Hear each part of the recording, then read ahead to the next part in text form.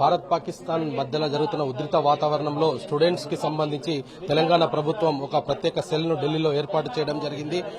ఇతర బార్డర్లో చదువుకుంటున్న విద్యార్థులందరినీ కూడా సేఫ్ గా తమ గ్రామానికి తిరిగి పంపించేలా చేసింది. చెప్పండి, మీకు ఎటువంటి ఏర్పాట్లు ఇక్కడ జరుగుతుంది? తెలంగాణ ప్రభుత్వం ఎటువంటి ఏర్పాట్లు చేసింది? అన్ని మాకు అకామిడేషన్ ఫుడ్ అవన్నీ ఇచ్చారండి. నార్మల్ గా మాకు రూమ్ లేకుండే, మొత్తం రూమ్స్ అన్ని ఫుల్ ఉండే. సో ఇక్కడికి వచ్చామన్నమాట. ట్రాన్స్పోర్టేషన్ అవన్నీ కూడా ప్రొవైడ్ చేస్తా ఉన్నారండి.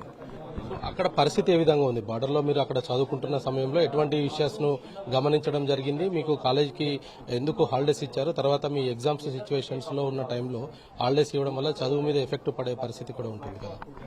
అంటే చదువు మీద పరిస్థితి అంటే పడుతుందండి. మేము అందరం థర్డ్ ఇయర్ ఇప్పుడు జాబ్స్ కి ఇవన్నీ వెళ్ళాలి కాబట్టి. ఇంకా అక్కడ సిచ్యువేషన్ అంటే అండి, ఇప్పుడు ఈ మిసైల్స్ పాకిస్తాన్ అయితే ఏదైతే వదిలిందో అవి కౌంటర్ అటాక్ చేయడానికి మిసైల్స్ అయితే వెళ్తున్నాయి కదండి, అవి చూసామండి మేము. కానీ రీసెంట్ గా మేము ట్రైన్ ఎక్కిన తర్వాత సిచ్యువేషన్ ఇంకా దారుణమైంది. మా కాలేజ్ నుంచి ఒక 20 కిలోమీటర్ జలంధర్ అని లవ్లీ ప్రొఫెషనల్ యూనివర్సిటీ, అంతర్జాతీయ కాలేజ్, ఒక 20 కిలోమీటర్ల దూరంలో ఒక జలంధర్ సిటీ అని ఉంటుందండి. అక్కడ ఏవో కొన్ని బాంబులు లాంటి ఏవో పడినాయి అని రీల్స్ లో అవన్నీ చూసామండి. మిసైల్స్ కానీ డ్రోన్స్ కానీ వస్తున్న సమయంలో మీకు ఎలా అనిపించేది? అంటే నేరుగా అవి మీ మీద పడిపోతాయన్న భయం ఏమన్నా ఉండేదా, లేదంటే అక్కడ రక్షణ శాఖ కొంత అప్రమత్తంగా ఉంది అనే ఫీలింగ్ ఏమన్నా? అంటే ఆర్మీ ఉన్నదన్న నమ్మకం అండి, అంతకంటే ఏం లేదు. ఇండియన్ ఆర్మీ అంటే అంతే. చెప్పండి, మీరు కూడా లవ్లీ ప్రొఫెసర్ థర్డ్ ఇయర్? నేను సెకండ్ ఇయర్ కరెంట్లీ. ఇప్పుడు ఎలా ఉంది అక్కడ సిచ్యువేషన్? ఏ విధంగా ఉంది అక్కడ కరెంట్లీ? మేము ఉన్నప్పటికీ సిచ్యువేషన్ నార్మల్ గానే ఉండే, కానీ యాజ్ సూన్ యాజ్ మేము అక్కడ నుంచి జరగంగానే సిచ్యువేషన్ చాలా తీవ్రంగా అయిపోయింది.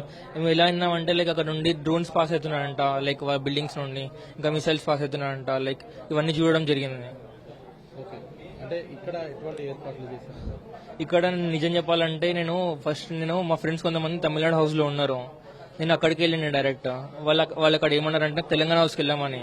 అక్కడ నేను 1 అవర్ ఉండేసి కొంచెం ఫ్రెష్ అప్ తినేసి ఇక్కడ వచ్చిన. ఇక్కడ రాగానే వీళ్ళు నాకు ఇక్కడ అకామిడేషన్ ప్రూఫ్ ఏదైనా కావాలన్నారు. అది లేనందుకు నేను ఆల్మోస్ట్ వెళ్ళిపోతున్నా. ఒక రిపోర్టర్ ఉన్నారు, నన్ను రిపోర్టింగ్ తీసుకుంటే అప్పుడు నన్ను లోపల పంపించాను. అప్పటిదాకా నన్ను లోపల పంపించలేదు. నేను ఎయిర్పోర్ట్కి వెళ్ళి నీకు రెడీగా ఉండే. అప్పటిగా నా ఫ్లైట్ యాక్చువల్లీ రేపు ఉంది, అందుకోసం నేను ఒక స్టే కోసం వచ్చిన ఇక్కడికి.